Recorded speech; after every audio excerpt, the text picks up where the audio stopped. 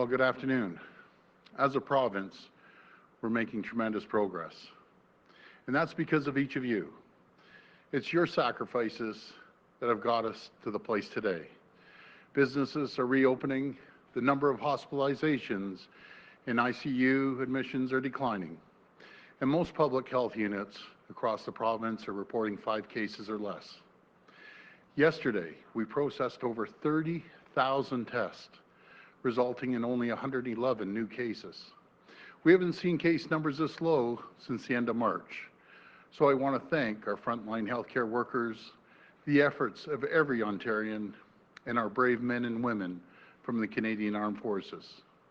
Because of that commitment, dedication, and steady progress, our most vulnerable are safer and more people are headed back to work across the province. But no one has been immune from the impacts of this virus, whether it be financial, physical, or mental. The challenges we've faced have been unprecedented. But our seniors have been hit the hardest by this terrible virus. And that's why we acted quickly and decisively to protect them. It was a difficult but necessary decision to ask our seniors to self-isolate. But it was made to save lives. And I believe if we're able to save one life, someone's family member or friend, that was worth everything in the world. We know most of our seniors listened to the advice and stayed at home to protect themselves and protect their loved ones. This has been difficult on many, being deprived of seeing family and friends. As soon as public health trends started improving, we found a way to safely resume visits to our long-term care homes and retirement homes. We allowed households to create social circles of 10 so people could hug parents and grandparents again. We invested $11 million to help community organizations deliver food, medicine, and necessities to seniors in isolation and those with disabilities. And we partnered with Spark Ontario to help recruit over 6,500 volunteers to check in on our seniors and help those in need. Today, I am proud to announce an investment of an additional $4 million to further support organizations that are helping seniors in their communities. This funding will allow grassroots organizations to develop programs for seniors that focus on combating social isolation, promoting senior safety and well-being, improving financial security, and making communities age-friendly. We're providing this additional support because our seniors deserve nothing less than to live with dignity and respect that they have earned after a lifetime of contributions to their communities. As we gradually reopen the province and more of our seniors get out into the community again, please continue to follow public health advice, practice physical distancing, and wear face coverings when physically distancing is a challenge. Wash your hands frequently and stay home when ill. This is the best way to keep everyone safe. My friends, I will continue to do everything in my power. We will pull out all the stops. We'll leave nothing on the table when it comes to protecting our seniors and most vulnerable and the people of this province.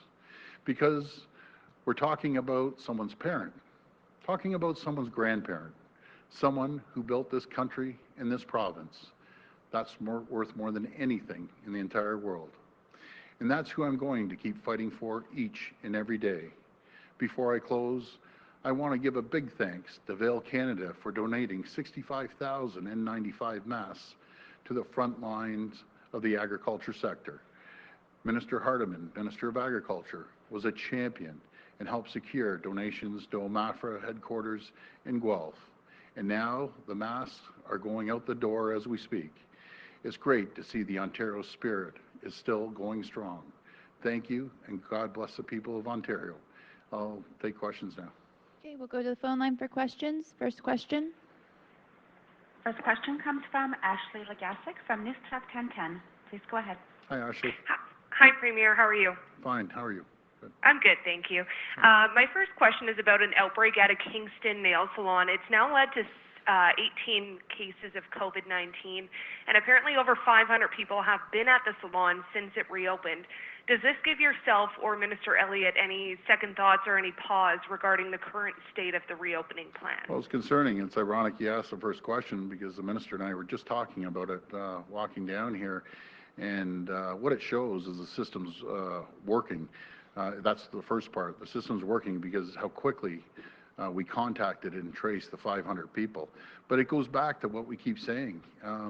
You know, we have to always make sure that we wear face masks. We constantly wash our hands, and when possible, make sure in groups that we really stick to 10 people, the social circle. And I'll pass it over to the minister, and maybe she'll have a few comments. Well, as the Premier indicated, we are able to do the tracing now, that we are able to follow, that we're able to make sure that we're in touch with anyone who was at the salon, who received services, that they now should be tested themselves, that they may need to go into self-isolation if they test positive, but it does show that our system is working. It doesn't mean that we need to move back on anything that we've moved into stage 2, but we are continuing to follow it to make sure that the appropriate precautions are taken and that the appropriate follow-up happens, but it is. Follow-up? Thank you. And at this point, Premier, are you able to speak on whether stage 3 of the reopening plan will also have a regional approach, and when can we start seeing that? Well, we actually had that discussion today on our cabinet meeting, and we're going to take a cautious approach, but we're going to rely on all the chief medical officers, all 34 of them across the province, and I'm sure that we'll be doing the same staged approach. And it's all about making sure we have good communications with all the chief medical officers, and Dr. Williams is doing that, and they're doing a great job. So again, I can't give you an exact time. Both the minister and I, we want to move this forward, but we're only going to move it forward based on the health and science and making sure that we're very cautious. You know, you look at the numbers yesterday, 30,000 tests. You know, as I say, they're running like a well-oiled machine, the testing side of things, and we haven't seen those numbers of 111 since March.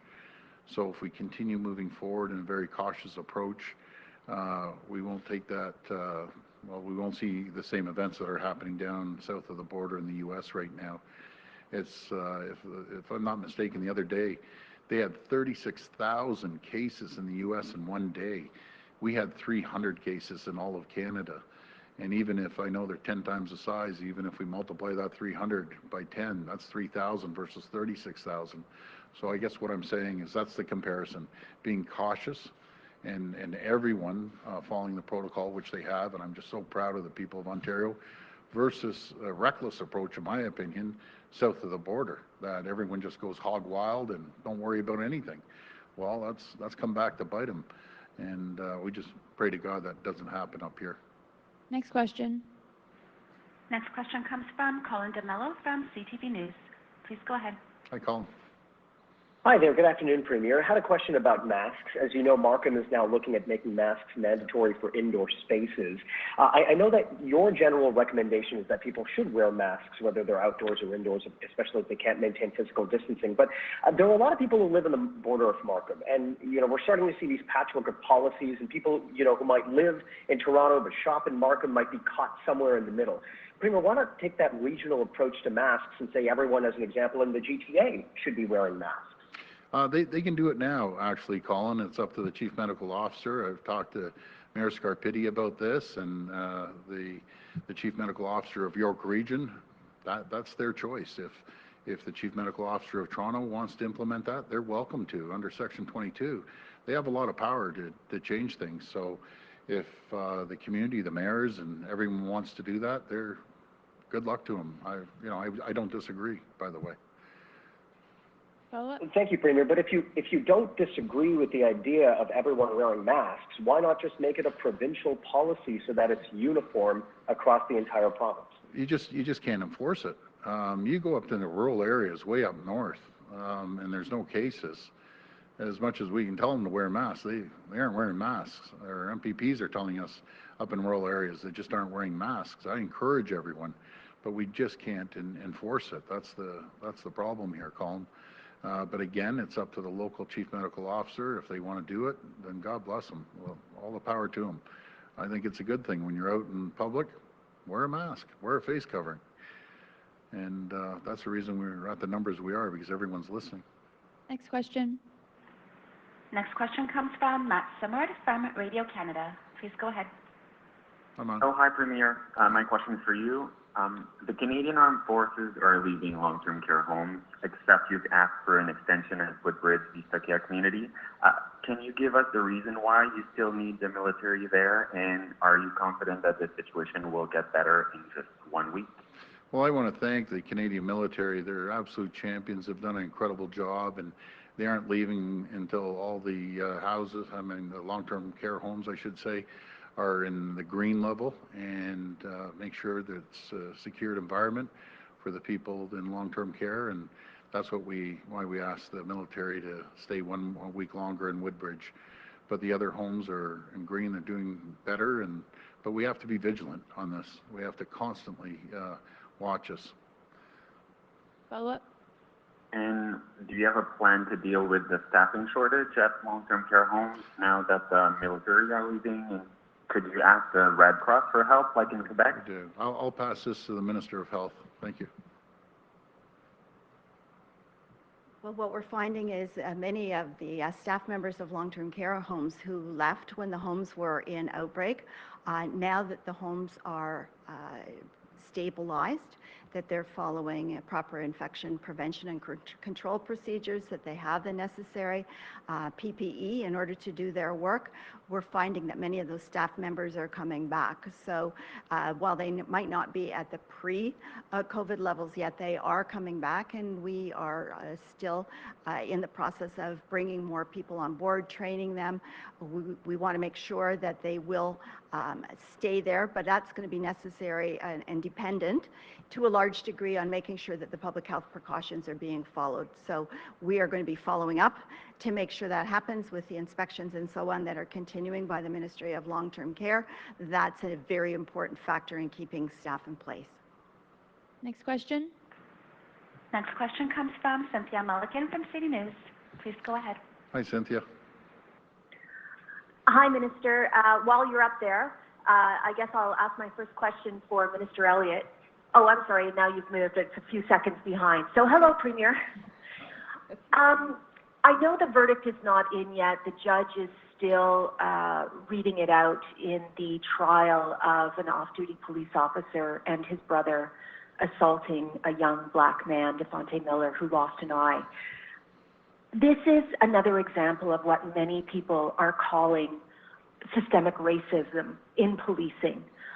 Could you address this and what needs to be done to eliminate this kind of serious concern that this is an ongoing problem with police and the black community in particular? Well, let's first of all, let's see what the judge's decision is, because I can't comment since it's in front of the courts. But I understand, Cynthia, there's so much pain out there in the communities right now, and I've heard from so many people in the past few weeks, and I know there's so much work to be done, and I'm committed to do that work to make sure that we end any systemic racism anywhere in this province. So I'm going to make sure that we continue on the path of we're working with communities, and we have to work with police to make sure they have the proper training, and there's a whole bunch of tools that we're going to be using to make sure that we work with all different groups here. Follow up.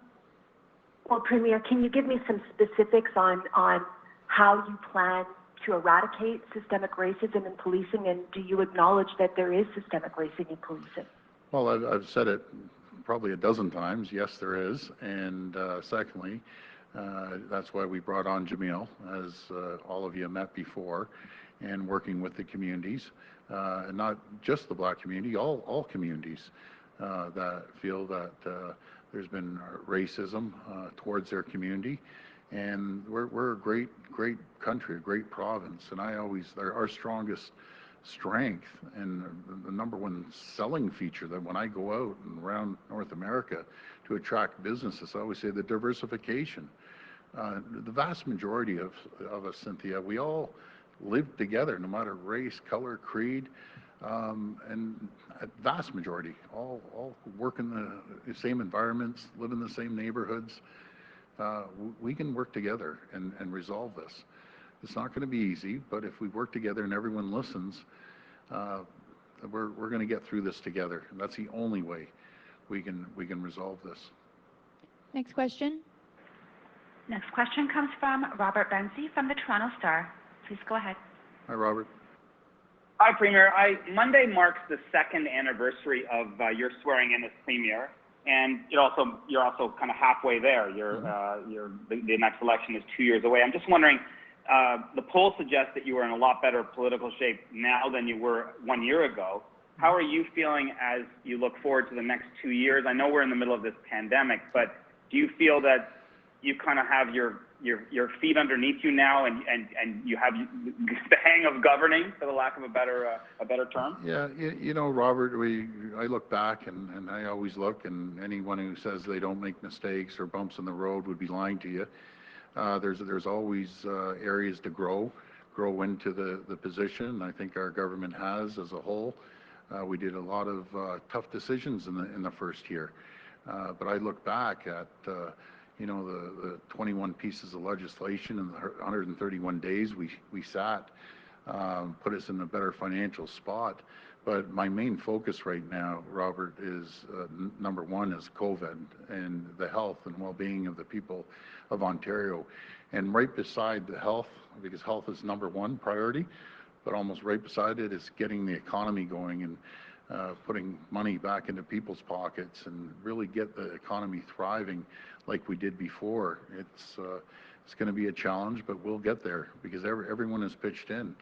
I can't tell you how proud I am of the people of Ontario and the companies that have all stepped up. It's just an incredible feeling that we're all pulling in the same direction. And when we all pull in the same direction, we're unstoppable as a province. And we have some great announcements coming forward about the economy too. As simple as let's buy local, let's buy made in Canada. Let's start, taking care of each other and looking out for each other like we have been for the last, I guess, over 100 days. Follow-up? Now looking ahead, the next election is scheduled for June 2022, but it doesn't have to be held then. It could be held a year later if Ontario is in an emergency, and it's been in a state of emergency certainly since March and will be till at least July 15th. Is it too early to think about whether you should delay the 2022 election until 2023? No, that's too far ahead. I'm looking day to day, week to week, and where we're going to be at 6 months down the road and get the economy going and get people back on their feet. Really hasn't crossed my mind. I just want to take care of the job at task right now and keep working hard.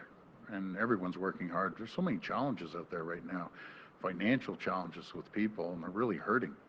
That really weighs on you, and making sure we create the environment for companies to thrive and people to be re-employed again. That's my main concern right now. Okay, this will be the last question. Last question comes from Laura Stone from the Globe and Mail. Please go ahead. Hi, Laura. Hi, Premier.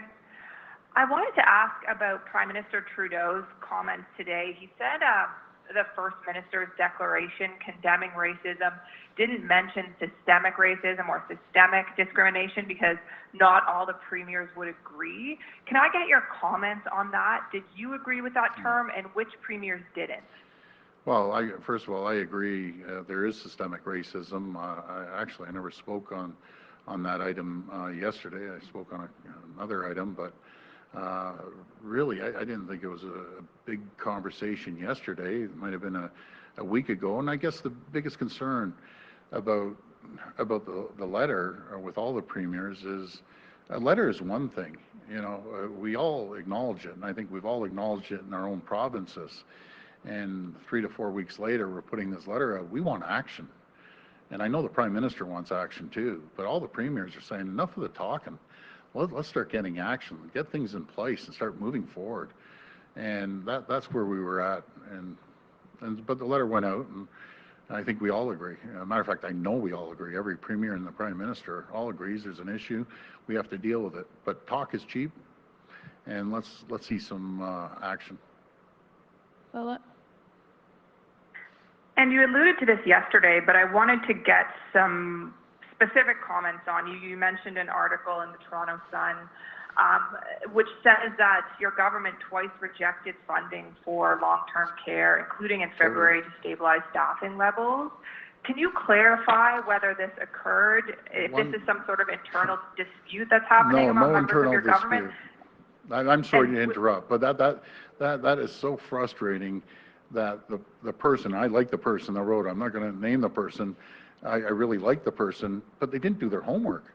It's just the furthest thing, riddled with mistakes, furthest thing from the truth. We put in $243 million. And the working group, I want to get this done until they can come back and ask for more money. It just totally was totally inaccurate. Not even close. I don't even know where they came up with the stories, but just do the homework.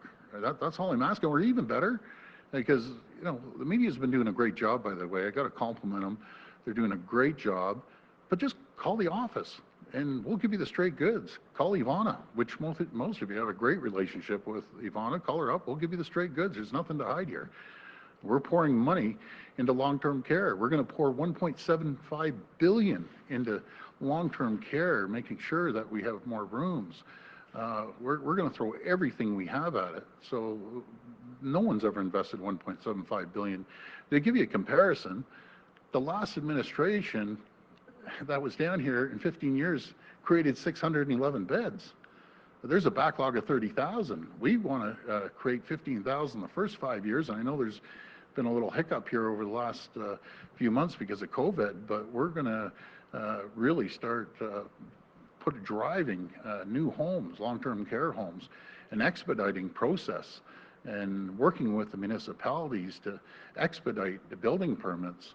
And we're going to do a little experiment in a couple months that I'm going to work with the municipalities, 3 different municipalities, on how quickly we can actually build long-term care homes. There are about 300 and some odd beds in each home. But we're all work together. We work with labor, we work with the municipalities in the province, and work with the feds. We're going to expedite these homes. But okay, thank you. That's it. Thank you so much, everyone. Have a fantastic weekend. Stay safe and just practice the protocols. Thank you.